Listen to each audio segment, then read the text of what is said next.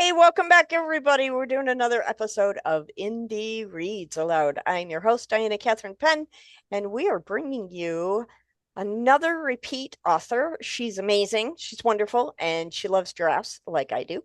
Her name is Barbara Evers, and she is back today to read from a short story collection. Hi, Barbara. Hi, thank you for having me back. You can come back for as long as you keep writing books. I Oh, just well, then I'll be decided. back a lot. Okay, perfect. So for those listeners who didn't see your first episode with us, Watchers of Manaya, tell me a little bit about how you became an author. How I became an author. Well, I've been writing as long as I can remember. I think I told you about my aunt asking me when I was at a family reunion and I was in my 30s, and she's like, "So how's the writing going?" And I'm like, "How'd you know I was writing?" Because I hadn't published, I'd published one story in college at that point, and that was it. So she said, "Because you used to dictate stories to me when you couldn't write yet." I was like, "Oh, okay, don't remember that. Do you have those stories?" Of course not. I Oh, wish, that's I too bad. wish, I wish I Yeah. knew what was in those stories. Because can you imagine, like, a 4-year-old's imagination? It had to have been really Oh, hilarious. yeah. I know because I So, raised my son and he was a storyteller from the moment he was mhm. born. So, Oh, there you go. yeah, There you go. So I've always been writing as long as I can remember. I wrote a lot of garbage early on. we all do. Yeah, we all do. I have some of it. And then like I said, when I was in college, I had a short story that got published in the college literary magazine. So I was excited about that. And then Mm. this dearth. All my writing was business related for years, at least that got printed. Everything else was just in notebooks somewhere until I got to about how long ago? It was probably about 25 years ago. And I'd been working on the Watchers of Manaya for a little while at that point, but it was slow going because I just didn't have a tribe, Sure. if a writing Oh, tribe. yeah. A writing community is so vital, I think. It is. And I hadn't found one. And so while I was working on my master's, I went back to school. I guess it was '03. I went back to school to work on my master's. And I begged, I pleaded. It wasn't really hard. He's like, twist my arm. But the guy who taught the creative writing workshop. And so I took that twice while I was there. I brought the watchers. I learned so much because so much had changed in writing. Sure. And so I plugged away at that, and eventually those got published, the Watchers of Manaya series, and the one I'm doing today, Pieces of Her. There are several short stories in this one. Some of them have been published in journals beforehand. So I didn't mention the fact that before the Watchers of Manaya got published, I had several short stories published in various journals: the Pedigree Review, Moonshine Review. Um, I'm drawing a blank, but other But no, places. that's fantastic. I think that that step we take in publishing in journals and anthologies is really important because it teaches us the process of publishing, editing, getting out Right, to the world. right. And you find out, hey, okay, somebody believes that I can Yeah, write yeah. because they took my story and said, yes, we're going to publish you. So that was nice. And so Definitely motivational. right, Pieces of Her is this book here. There it is. Yep. My early writing was primarily contemporary fiction, heavily female based. So the subtitle of this is Being a Woman is Not for the Faint of Heart. Oh, don't I know that one intimately. So Wow. this one, now there are stories in here that are, mother, daughter, um, husband, wife, uh, father, daughter, sisters, all sorts of different stories in here. Some of them have been published previously. There were two stories that were put in here that had not been previously published. And I'm actually going to read from one of those today. And the very first story in this book actually was a Pushcart Prize nominee. So it Wow, was a that's big award fantastic. winner. Yeah. I'm not reading it today, but that one's called Prayers for Bethany. And it's the very first one in the book. I'm going to be reading from the last one today, which A heads up, if Alzheimer's upsetting to you, this is about a woman whose mother has Alzheimer's. Great. I love that you offered that listener advisory for us because we always like to make sure that our readers are well prepared for what they might hear. Right. Okay, I am super excited because this is a great departure from your fantasy work, and I'm Mhm. excited to see that other side of your writing muse. So, when you are ready, please, Barbara Evers, take the microphone and read aloud from Pieces of Her. So I'll grab the microphone, pull it over here. Perfect. Okay, so this story is called The Magic of the Mountain. The visitor lot held only a few cars when I arrived at Rolling Acres Nursing Home, yet my sister was already there. I parked next to Meredith's hatchback, fighting down the disappointment. She always managed to get there first. Some days, days like today, I wish that wasn't true. Shouldering my purse, I strode through the sliding doors, hearing the whoosh of compressed air as they whished shut behind me. I barely noticed the lobby anymore, with its wingback chairs upholstered in royal blue and gold, pristine in their disuse. After 7 months, the rows of wheelchair bound residents, faces slack or gazes distant, no longer face me. Anything can become normal. Help me, a tiny voice called as I passed Miss Liza's room. Today, I don't heed her call.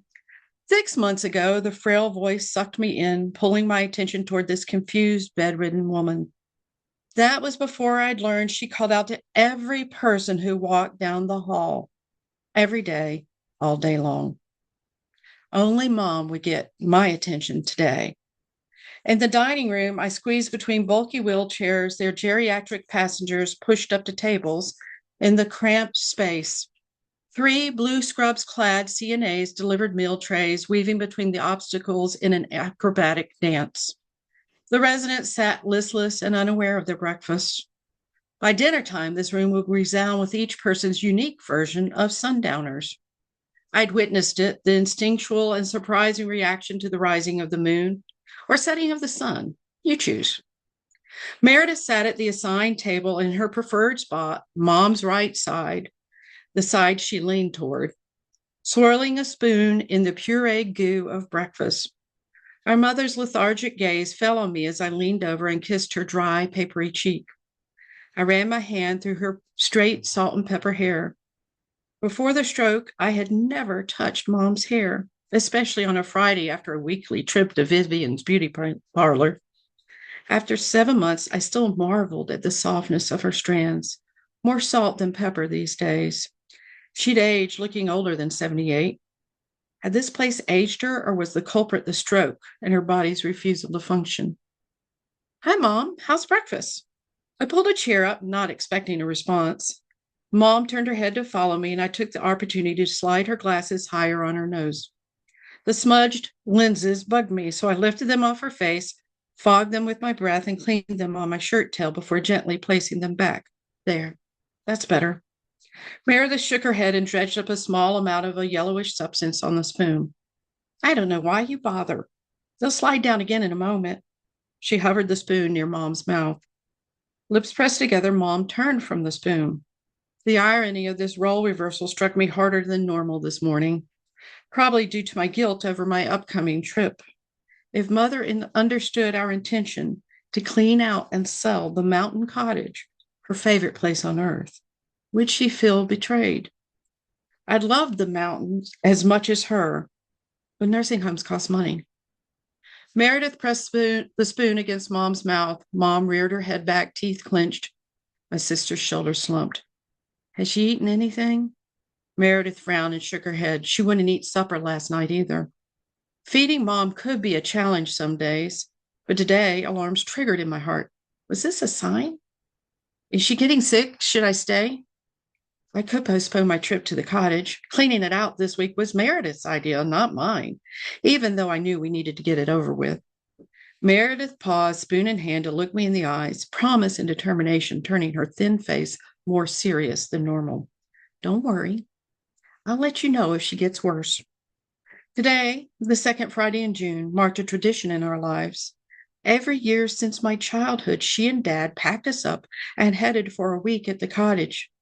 In those first years after my parents bought the house built into the side of a mountain near Blowing Rock, we filled it with laughter and roamed the Blue Ridge Mountains, enjoying favorite haunts like Tweetsy Railroad and Grandfather Mountain. And the last few years, only Mom and I went, content to sit on the mountain, enjoying the peace of its green embrace. This year, I prepared to return alone, one last time, to say goodbye, to gut the house of our memories. Sometimes Mom's oblivion to the world around her was a blessing. A few short hours later, I caught my first glimpse of the rolling peak of Grandfather Mountain through my SUV's windshield. It disappeared quickly as clouds descended over it in an ominous expanse of heavy gray. A last ray of sunlight reflected off the mile-high swinging bridge, rarely visible from Highway 221. Thunder cracked, rain pounded on the ceiling of the Highlander, drowning out sound.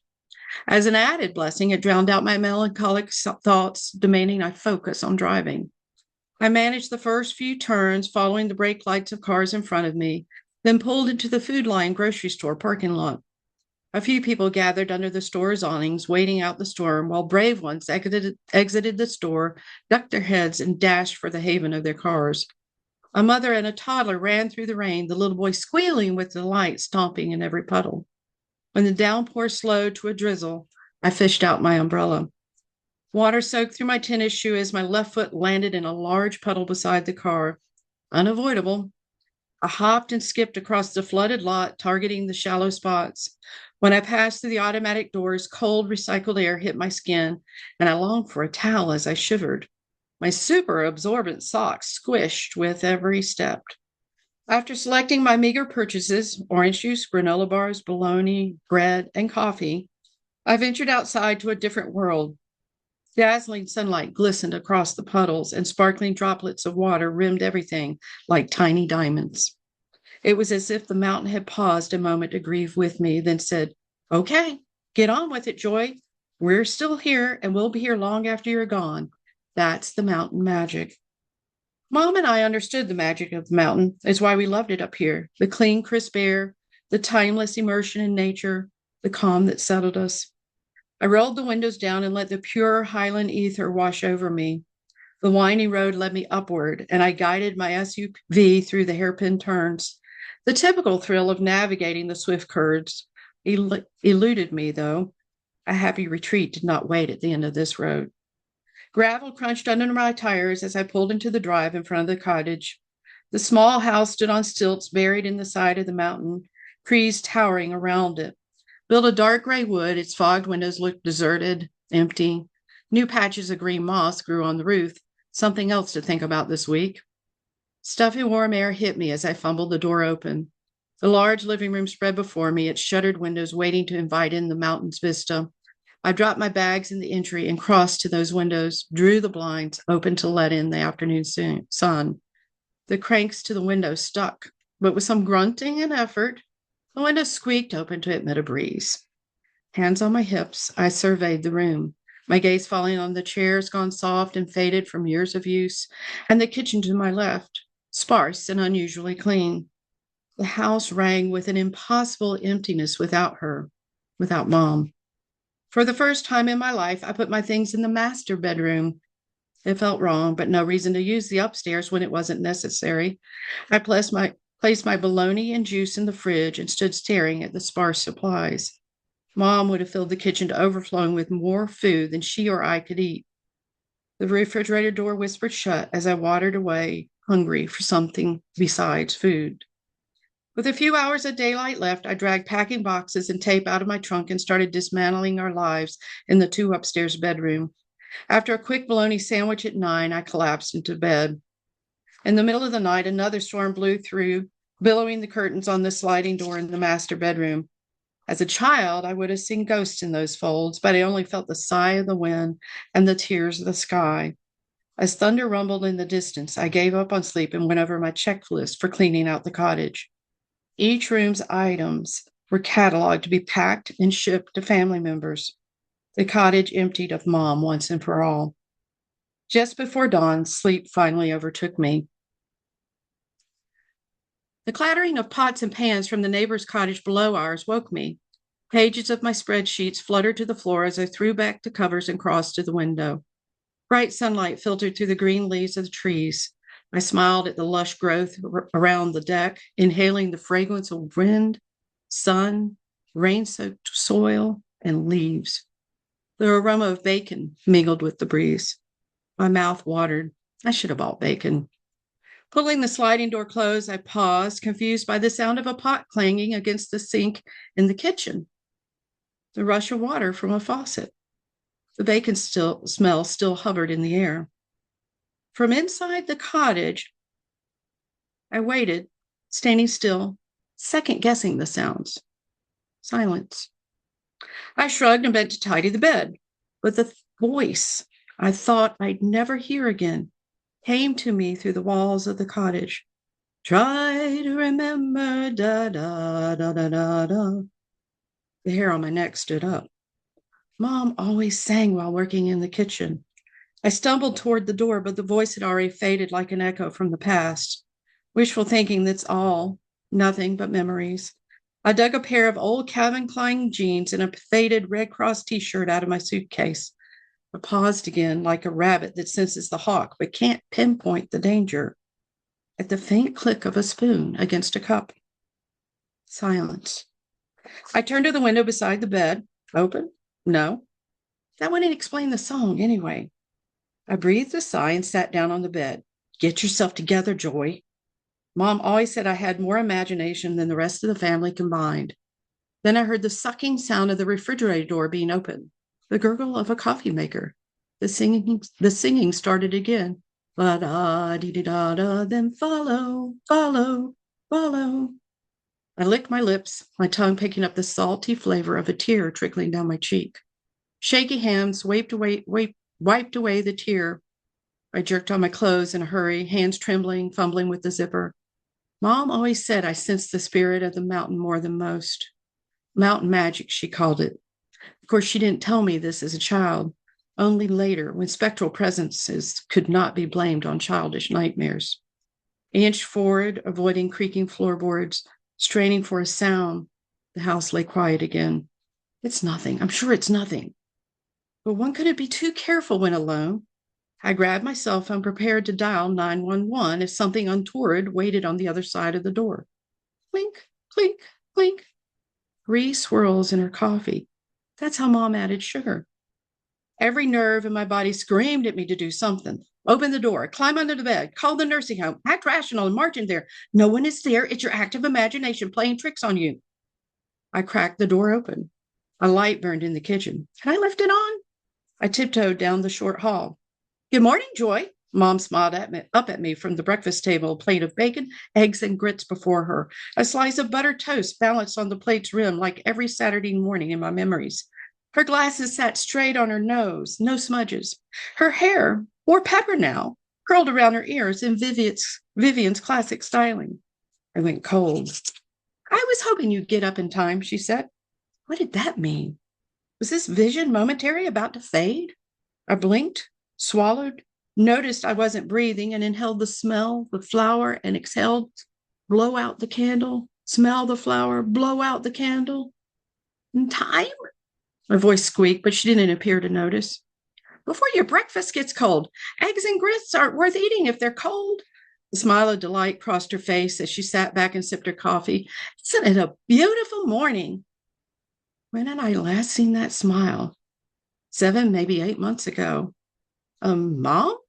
My voice sounded weak and muffled, like I spoke from a walled-off compartment, probably thanks to the blood racing through my body, trying to keep up with the tempo of my pounding heart. She tilted her head to the left, such a familiar gesture. Yes? I stared at her, afraid to speak, afraid to move, afraid she'd dissolve before my eyes. Honey, are you okay? She put down her cup and leaned forward. The concern on her face broke me. I rushed to her and wrapped my arms around her body, expecting to fall through this vision like some horrible B-rate movie. She felt solid, real, not weak and fragile. Her smell, white shoulders powder, not the nursing home's institutional stink laced with urine, enveloped me. You're here, I whispered into her hair. She patted my hand. Of course I am. Where else would I be? And I'll stop there because we're almost out of the 15 minutes. Are you okay? That's a phenomenal beginning to a story. I can't wait to hear what happens next. I'm gonna have to go read the book. Yeah, you'll have to read the book. It's the last one in the book. And I forgot to mention it won the Palmetto Scribes Short Story Award. So, Fantastic. Good for you. So you are a novelist, and I know that mhm. you started writing short stories early, but since becoming a novelist, how do you compare that with the short stories? Is it easier to do shorts, harder? Is it a different kind of challenge? How do you see both modalities? It's just a different challenge. Sometimes I have an idea, and the short story is the best way to get that idea out. There's actually another book I have that has a story in it that I wrote as a short story as part of a competition, actually, and realized later it was the backstory of a novel that I have on my back burner to write. Um, Sometimes I'll do short stories and people say, well, what else is going to happen? And I'm like, no, this is the story. Yeah. But This what is comes it. next? I'm not, There's I more, can't, right? I can't expand every single story. But sometimes the short story just kind of comes and it just hits and it just floods through me and I write it. That one actually did that. I was getting ready for a writing workshop and the we had to bring in something that was roughly some reason they didn't do word count, they did page count. It was Okay. roughly supposed to have been somewhere between 18 to 25 pages long, which was a little longer for me for short stories because most of the Okay. journals I'd seen had, requirements of under 2,000 words or under 2,500 words, and that one's over Sure. that. Yeah. Um, and so I was sitting there going, what am I going to take? What am I going to take? And one day I just sat down and I'd had kind of this weird idea in the back of my mind about um, my mother did have a timeshare on Sugar Mountain up in the Blue Ridge. Okay. So the, there are similarities and differences in this Hmm. story. She didn't own the timeshare, obviously. So there would be no house to go empty or anything Right. along those lines. But we did go up there a good bit, and my parents actually didn't get it till all of us were grown. So it wasn't a house we went to as kids or anything like that. But the last time I went up, Mom was in the nursing home, and the kernel of this story came to me then Sure. because I could feel her there, and she, of course, wasn't. So that's where that one came from. But different stories come to me different reasons. Sometimes it's just a short, sometimes it's long. Sometimes I think it's a short story And it ends and up it's being a not. novel. Yeah. The Right. one, my current work in progress was initially the idea was a short story, but it's probably going to be a series. So there you go. You just never Yeah. really know where it's going to go with you. But if I have a short vision that's pretty much got a beginning and end with a good development throughout that holds up that beginning and the end, then I will write a short story. Most of the time I'm focused on novels these days, but I like to stop and write a short every now and then. Sure. It's kind of like, cheese in a meal. It's a palate cleanser where you get to Mhm. kind of recharge, step back, and then you come back to the novel work with a Right, different perspective. right. Excellent. I'm so glad you came on the program today, and I look I am forward to too. having you back. I know we're going to do more Watchers in the future, Yes. so anybody who hasn't listened to that first episode, make sure you do so that you can jump into the next ones. Thanks, Barbara, for joining me today. I really appreciate it. Thank you so much. It's so wonderful to be back. We'll see you again soon.